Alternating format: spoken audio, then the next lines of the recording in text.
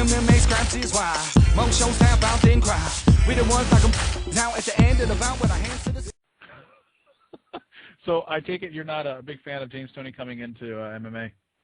No, I don't mind James Toney coming into MMA. I'm all for boxers coming into MMA, but respect the sport, man. If you watched Inside MMA on Friday night, I thought it was one of the best episodes we've seen yet of Inside MMA.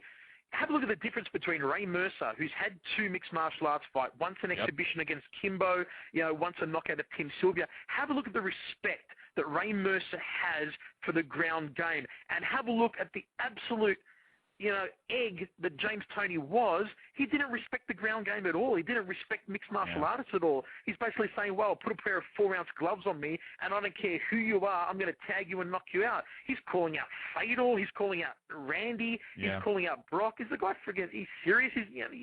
He's elevated as a go all the way to the top, man, let alone you can hardly understand him when he talks anyway. But, it's respect, man. I wouldn't go in there and start bagging out boxers. You don't come into the sport and start bagging out mixed martial arts and, show a level of respect for it.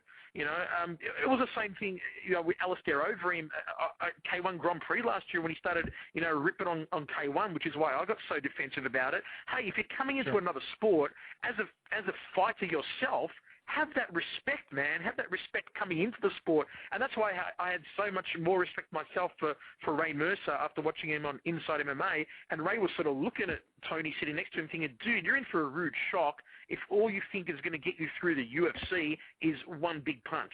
Really? Come on. Right. Pat?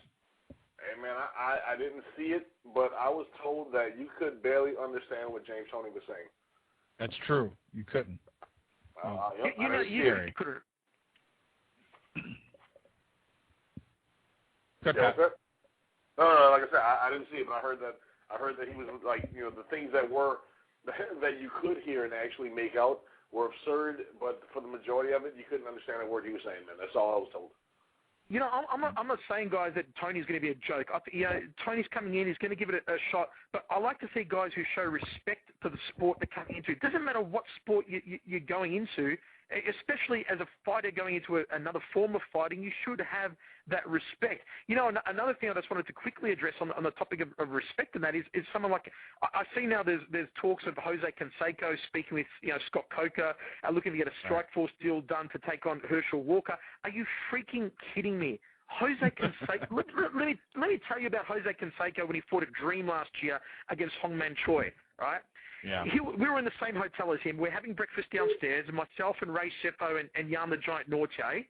And Canseco comes up to me and Ray, and he goes, what rules am I fighting under? What is this? What am I doing? What am I fighting?